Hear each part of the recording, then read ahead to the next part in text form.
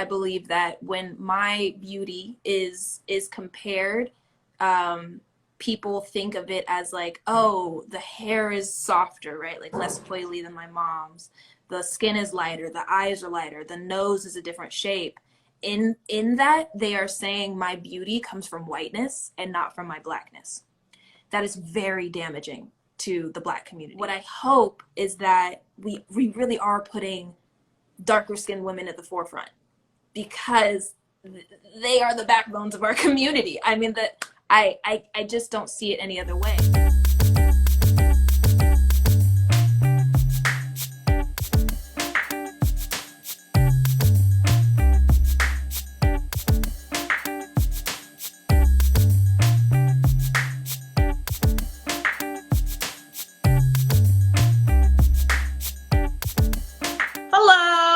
Hello, Queen. Hello. Hi, how are you? Talk about Queen. We did Love the hair. Yes.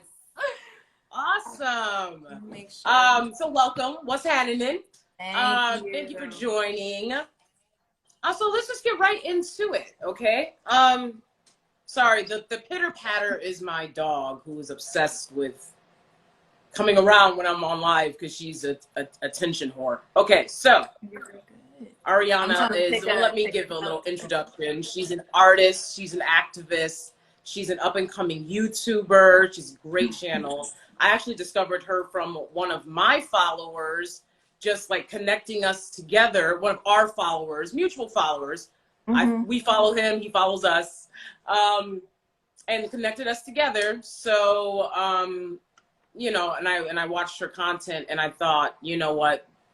This is a lot of this stuff is what people have been asking me about and just wanting to know where they can get more resources. And I feel like this is a great resource for them to get further understanding and education and, you know, just being a better human being. That's what I call it, you know. Come on. Yes. All right now.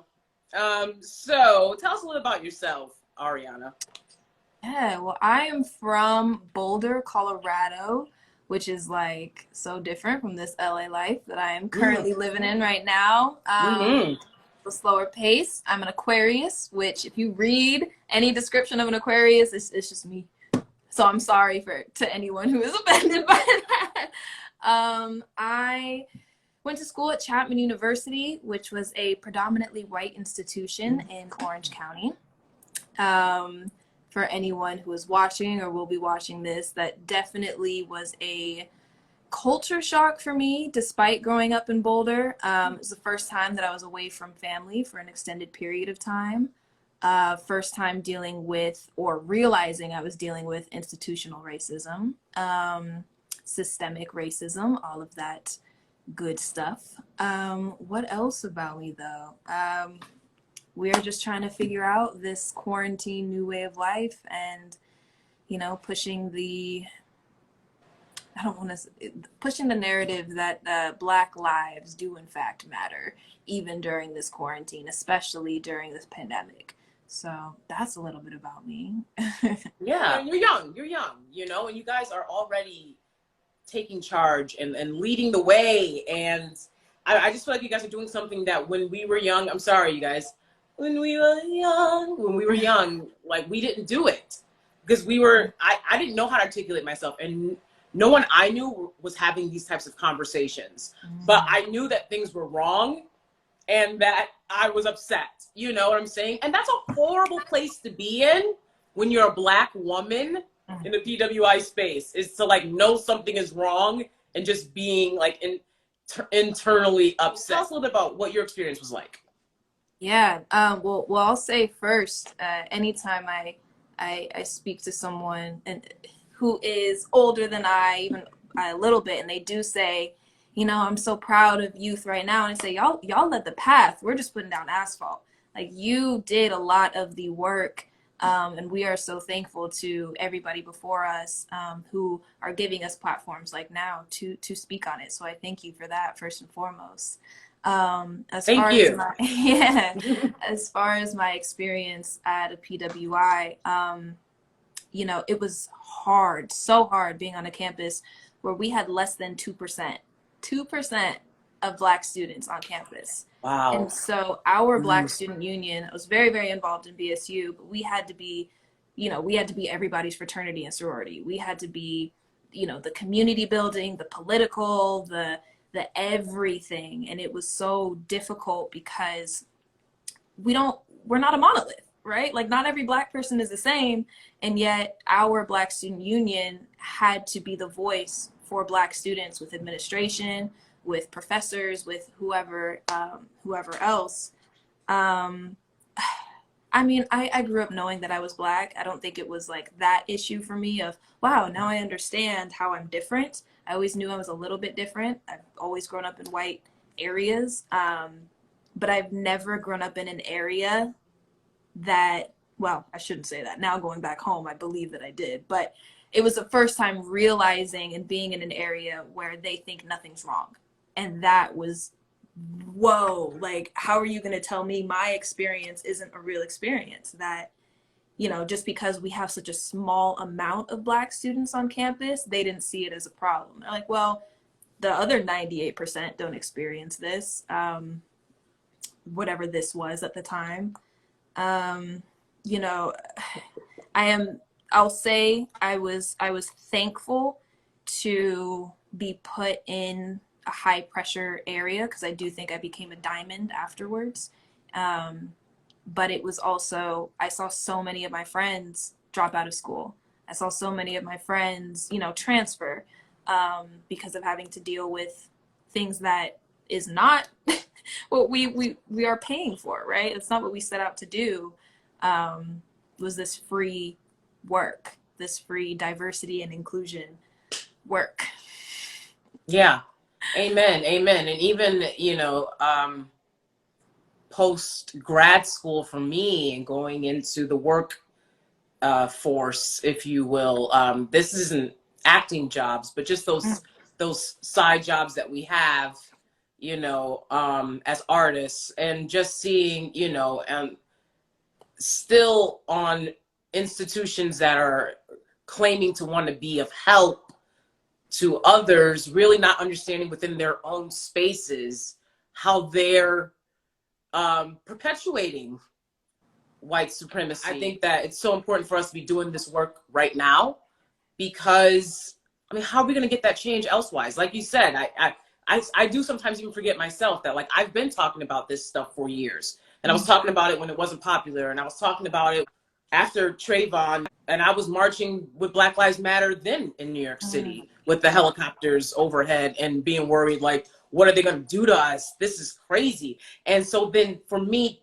10 years after that fact, almost 10 years, right, to be experiencing people telling me, oh, I'm just now getting this, that's bothersome. That's worrisome. But to see how people are taking it now, I feel like maybe they were picking up on things. Now they're getting it a little more. There's hope.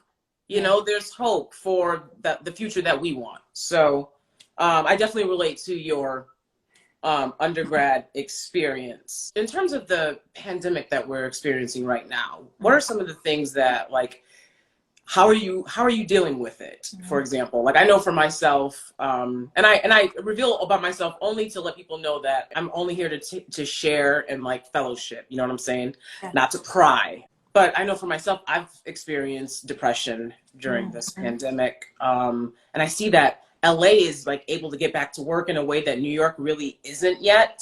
So, what are some of the things that you're feeling with this pandemic?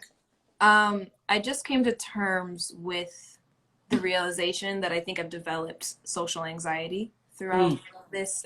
And someone corrected me and said, well, maybe it's COVID anxiety, right? Like the fear of getting COVID from it could be going to the grocery store, and I genuinely, like, I just start sweating. I start freaking out sometimes. I don't know if I'm going to run into a crazy Karen. I don't know if I'm going to run into somebody coughing in my face. It's just, that anxiety is all very new because I've always considered myself a very social person. I give hugs to everybody. I'm like, I don't know you. What's up? Give me a hug, whatever. It's all love. And now I'm like, ooh, 6 feet. Let's actually do 10 feet. Can you just can you back up? Depression, certainly. I think anxiety more so for myself. I I put my value a lot on how much work I do, how much I'm outputting.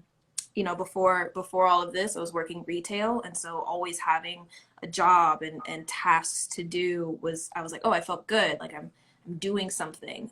So not having that for 6, 7 months, a regular schedule made me feel a little bit worthless at times, when we put, gosh, literally money to our worth. I think now I'm coping because I'm finding more of an online community. I mean, the fact that we are Twitter mutuals, Instagram mutuals, all of that. So it's nice to see that my feed is still melanated, you know, doing a lot more art, and trying to stay calm, yoga, meditating, all of that. Yeah. Yeah. Yeah, absolutely. Absolutely. Tell us a little bit about like unearned, because you talk about this in your videos, Yeah. just whatever you want to fill us in on. Sure. She has the videos, so you can definitely go and check those out on unearned advantage and privilege. And you should definitely check them out. I'm going to leave links and everything before we leave so that you guys, because it's really eye-opening education here. So tell us a little bit about like unearned advantage and privilege, because that's something that you speak on. Yeah. So I think at hopefully anyways, at this point, a lot of people understand what privilege is. It's the things that you kind of have access to. A lot of the times they could be given, like education or white privilege. I mean, that's like a very big thing that we are finally getting into and navigating. But they're essentially things that, without even really trying, you will always have a step up over another individual. Big ones come into play: race, class, and gender are kind of the big three that I always go to when we talk about privilege. An unearned advantage, though, is one that you literally have straight out the womb. Okay, so you have no choice in the matter. This wasn't given to you, granted. Like education, unearned tends to be, I am not this, but I'm a white cisgender male. Like, you have those unearned advantages. And the reason why I wanted to talk about those is because there's so much like pushback when we talk about privilege. You'll hear poor class, white, let's say cis as well. They say, well, I'm white, but I am just as poor as anyone, or more poor than anyone else. I don't have an education. I this, that, and the other. How can I possibly have privileges? So it's kind of a way to dissect all of that and realize it's not just a one size fits all kind of scenario. So it's, to me, just a way that we can talk to everybody about unearned advantages and privilege. It's a way for me as a Black queer woman to say I do have privileges as well. Earned, unearned privileges. Number one, within the Black community, I have light skin privilege. You know, my mom and I have had to move through this world very differently, and I was able to observe that, how she was treated in corporate America. I would never have been treated as she was. You know, her dating life, it's a very different experience than mine will ever be. So these different things that all of us need to realize we do have. It's not really to compare with an individual, but more so compare with yourself and be able to peel back those onions for yourself and hopefully dismantle more of the systems in place for that. Absolutely. Absolutely. Thank you. And something that I had to realize the hard way as well was privileges that I had, which were very few. But one of the, I always thought, I grew up in foster care. I came from this abusive background. I got my bachelor's. I through systematic racism and personal bouts as well. I got my bachelor's, I got my master's. And I had a very, if you just do the right thing, good things will come to you kind of attitude about things, until I moved to New York and,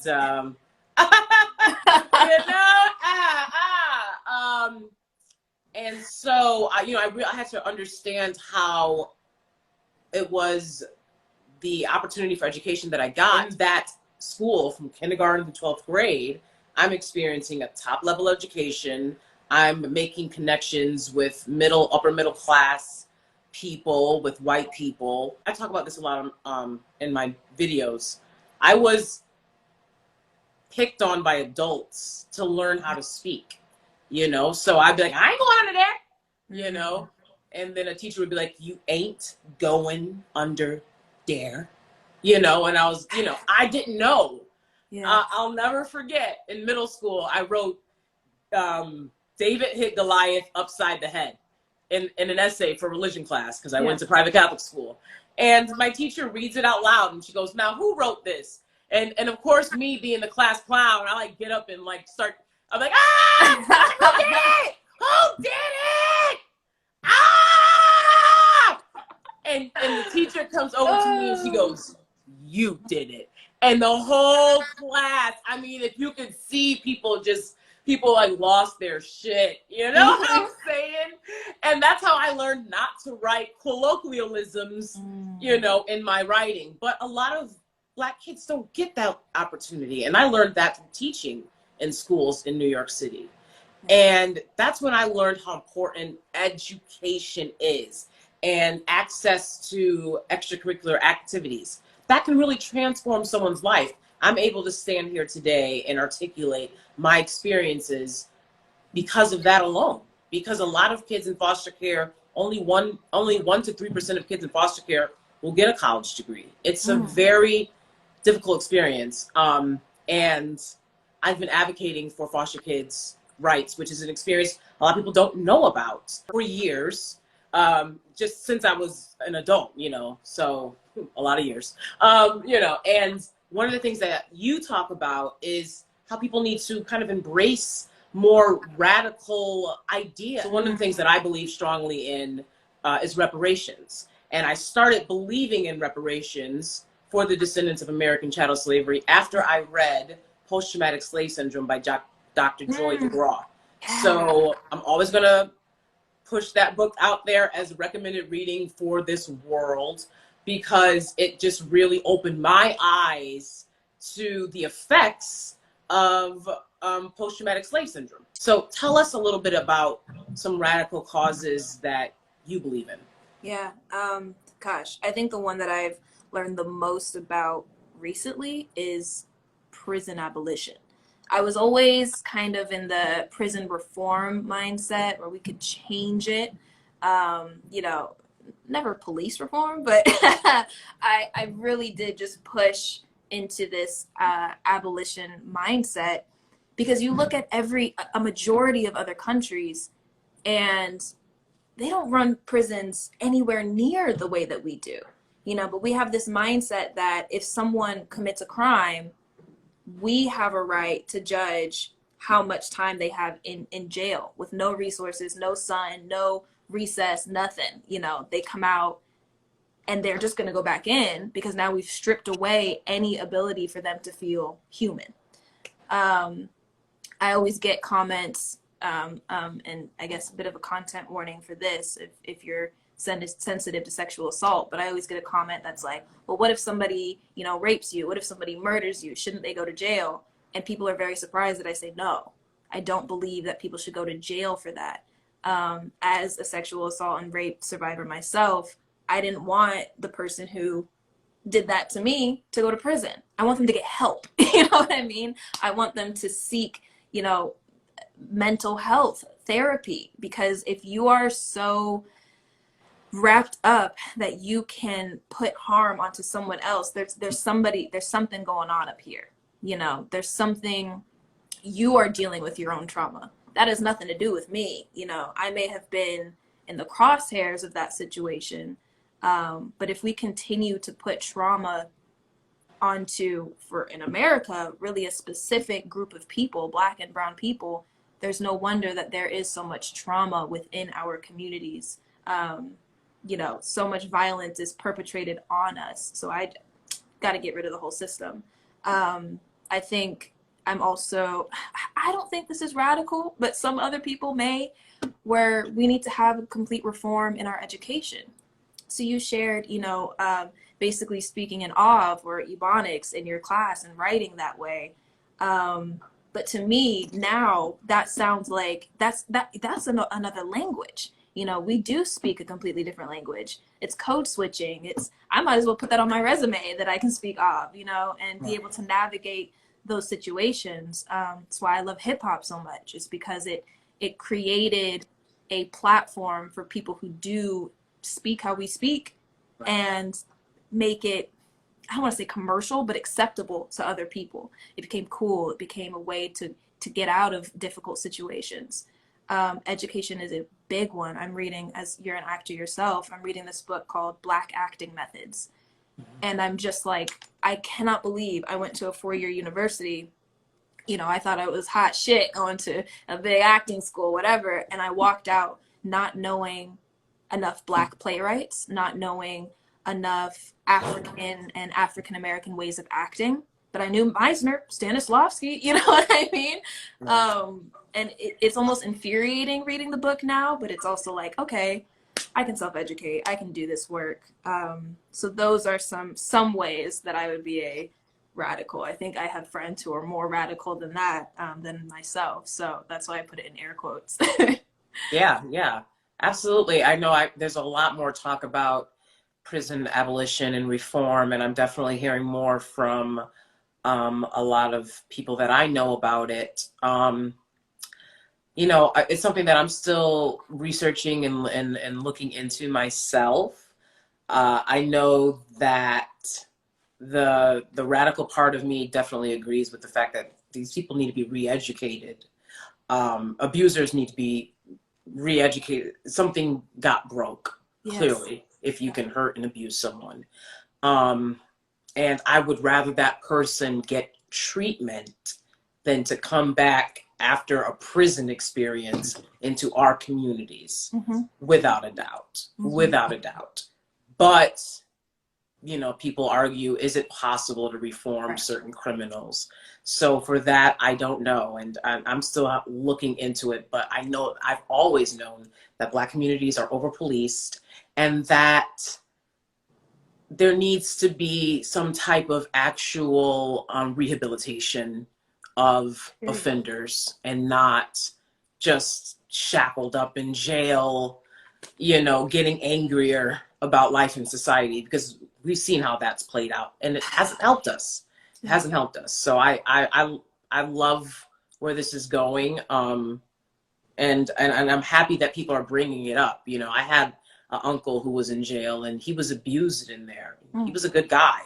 It was a nonviolent offense. You know what I'm saying? It's like, it's not right. What goes on in those institutions. So we haven't even tried the possibility of investing more into rehab facilities, and as far as like drug related crimes, mental health facilities, community centers. I mean, you look at a police budget and you're like, we could fund schools from this. We could have so many more programs that shift the way kids experience life. And I do think it needs to start with this new generation of kids, even younger than my generation, because I think though I am happy with my generation, we're even going to be stuck in our ways. I hope 30, 40 years from now, somebody's like, you're thinking wrong. You're not, you know, I hope that happens for us. Yeah, just segueing real quick about light-skinned people, I guess, has cost some of our light-skinned people a lot of trauma and a lot of, and their lives even, because that pedestal, what that makes people who feel like they're not on that pedestal, what goes on in their minds, that they begin to get resentment and stuff. And then you've got good girls who are, you know, getting jumped, just walking down the street. You know, there's girls that have lost their lives in the bathrooms of schools because girls wanted to jump them because they were pretty, right? And it's like, let's really stop putting one phenotype on a pedestal and start loving Blackness. I feel like that's how we get situations like the Jessica Krug situation, who was a professor at George Washington, I believe, who was a white Jewish woman, and she was Mm-hmm. passing for Afro-Latina. Mm-hmm. You know, you get the Rachel Dolezals and the opportunities that these women got performing blackness. Over actual Black women. It boggles my mind, right? So I just feel like, can you give us a little bit of information? There's something that you talk about, performative allyship, on how you can be an ally. And, you know, I think ally is a fragile word, to be honest.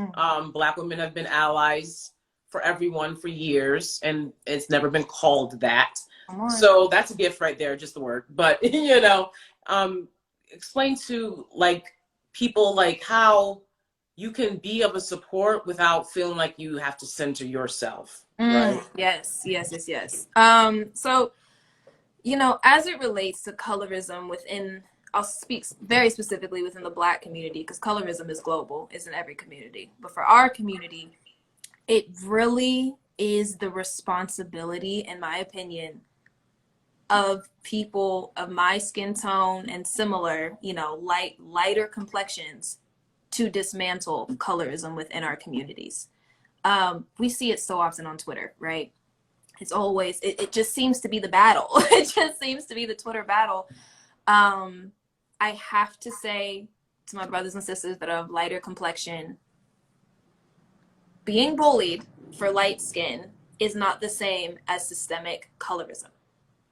It may hurt. I'm not trying to take away that hurt. I'm not trying to take away from the tears that you may have felt from, like you said, the physical abuse, the emotional abuse. I don't want to take away from that. Right. But I will be regarded as exotic.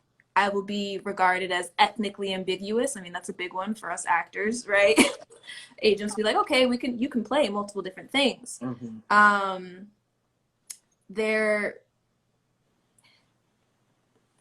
I don't want to say this as fact, but sometimes I believe that when my beauty is compared, people think of it as like, oh, the hair is softer, right? Like less coily than my mom's. The skin is lighter, the eyes are lighter, the nose is a different shape. In that, they are saying my beauty comes from whiteness and not from my Blackness. That is very damaging to the Black community. As we are now, and I'm excited to see it within the entertainment industry, more Black films are getting produced, Black people in politics are stepping up more, like across the board. Our community seems more emboldened to get involved and for our community. What I hope is that we really are putting darker skinned women at the forefront, because they are the backbones of our community. I mean, that I just don't see it any other way. And it's not to take away from the rest of the community, but we need to start handing the megaphone, right? I have so many pictures with megaphones, but to darker skinned Black women. They are the ones that have been supporting our community. And they don't get enough credit. That's kind of a critique that I have a little bit, one critique of the civil rights movement. And it was really tactical to put a lot of lighter skinned people in general at the forefront of those movements. Rosa Parks was picked because she was older and lighter. Angela Davis is brilliant. I'm not going to say she's not, but these were, you know, picked specifically because of their proximity to whiteness. Whereas I think we would have done, you know, some amazing work if we said, fuck proximity to whiteness. We're Black. And here are the people that are supporting our community. What is the dating scene like for you in LA? Yeah, you know, I've been with my current partner for almost 2 years now. So LA, I don't really have necessarily an opinion of that. Although anytime I get hollered at, whatever, if I'm walking home from a little walk around the neighborhood, the first thing that people will say or ask me is if I like hip hop, which I always find interesting. I'm not playing hip hop. Oh my God. I do, but there's so many other things that I love. So it's so crazy. It's weird. Oh as far as like, going to school at Chapman, and being in Orange County, uh, I will say that I had a desire to date black men, but there was just so few of us that it felt like we were all siblings. So it just felt weird. We all knew each other's everything baggage, Mm-hmm. But I do distinctly remember going to parties and just being looked at differently than comparing it to the white students there. We would always get looks, walking into a party. I would roll in with my homegirls, what I'm saying? I would never go alone. I think so currently I'm dating a Puerto Rican. He's Puerto Rican from the Bronx. And it's been nice because we have a respect for each other's culture. So that's what became like more important to me, is do we have a pride for our culture and do we have respect for one another's? I've been in relationships where that was not the case. And it was weird. Oh, hey, girl. I don't know what hey, it girl, is. hey. You were saying about you and your partner just respecting each other's cultural differences within the relationship. Yes, I'm sorry. I'm like going through filters. Respecting culture is a major one. Like, I just need someone to be proud of their family lineage. And typically now, I don't want to. I'm just very happy with dating someone brown, dating someone black. I'll just leave it at that. I'm very happy. Mm-hmm. Yeah, absolutely. Felt like, what I'm saying? Like, I'm not going to lay, I don't have baby hair. And so I'm not going to lay it. You know what I'm saying? Like, I'm not doing that. My edges are nappy. You should expect that. I'm not going to make a wig look like it's growing out of my head when it's clearly not. That's not my job. Use your imagination. Suspend your disbelief. I don't care what you do. You know what I'm saying? Agree with that sentiment that you cannot be pro-black if you're in an interracial relationship. I mean, man, I don't agree with that. And naturally, people may say that I'm biased because I am in an interracial relationship. But I find that you can be in a relationship where you're the same race, you're both black, and still not be pro-black. Thank you. If you're pro-black, you're pro-black. Thank you. Thank you. If you support black businesses, you're pro-black. But there can be people who will never support black businesses, and they're in a relationship with both black people in a relationship. I understand why people have those reservations. I mean, the Lovings case was 1950. It was 70 some odd years ago that it became legal. So I think people are still getting used to the idea of interracial dating. But it's the content to me. It's who people are and not necessarily what they are that defines it for me. I've dated black men specifically before, and I didn't necessarily, not to discredit, because I know that there are great black men out there. That's not what I'm trying to make this out to be. But it wasn't necessarily a pro-black relationship in that instance. You brought up your husband and that kind of backlash or response. And I remember vividly my mom having a similar response. She's always wanted to have a black partner, but never felt that she was getting called upon in a way. She wasn't being asked out on dates at the time by black men. And then as soon as, she was dating at the time a white man, and then her comments were flooded, I was just like, well, where have you been? I was here single. I mean, that response, I think, is a little bit more of a competition response. Because if you're pro-black, you're not going to tear down a black woman for dating outside of their race. That's pro-black. Right. All Black Lives Matter, point blank, period. No matter, gender, sexuality, who you are with.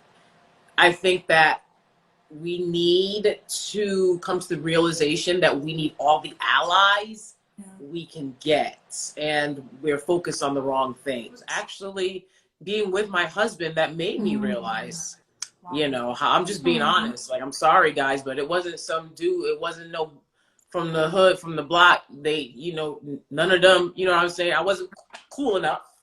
And I wasn't going to do enough. I'll tell you that. Wasn't cool enough and I wasn't going to do enough, you know? And I'll admit that.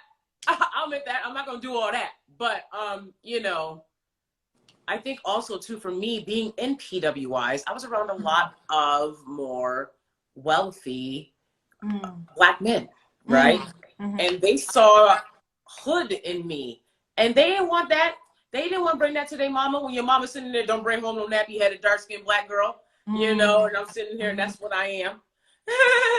You know? So it's like, let's be honest about what's going on. You know, spent so much money on Black businesses, you know, and I've never had anybody at the Malcolm X Shabazz Center in Harlem tell us that we couldn't purchase some gear because he's white and it never happened. Sure, imagine that. Yeah. It never happened. My expectations are very high, and if you want to give the best on some colorism-ish or on some classism-ish, there's nothing I can do with that. You know what I'm saying? Because I felt like I tried to do the best I could to give my best, and people want you. I'm just being honest. I'm sorry. I've had some very nice guys ask me out, but people were trying to push some lames onto me. They really were. They're like, what about old Gumbo? I'm like, Gumbo? Not Gumbo. Nobody wants, you don't want Gumbo, but you want me to date Gumbo? That's not right.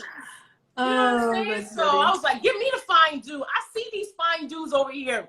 You know what I'm saying? Yeah, they got those honey milk dudes. You know what I'm saying? Like, I want one of the fine dudes. You know what I'm saying? But I couldn't give the fine dudes what they wanted. So I caution myself in wanting to depoliticize, but sometimes I think our Black identity is so wrapped up in politics that it's almost traumatic at times, right? Like when I get with my Black friends, it's always that we have to decompress the bullshit that has been going on for the previous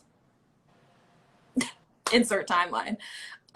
So I would love to see us just more eager to get involved with one another in other aspects of our life. And as an artist, I would love for that to be seen in our art, that we just show up for each other just because, like Issa Rae, rooting for everyone Black. Yes. That's it. That's the only reason. That's the only stipulation. Absolutely. Wrapping up, 30 seconds left. Is there anything you want to leave us with? I just want to say thank you for having me on, and I look forward to more collaborations between the two of us. Yes, absolutely. I would love to. Thank you so much, Arianna. Everyone go check out Arianna's YouTube channel. I definitely want to talk with you more, definitely about acting and activism and all that. So thank you so much, and I'll see you guys next time. Bye. Bye.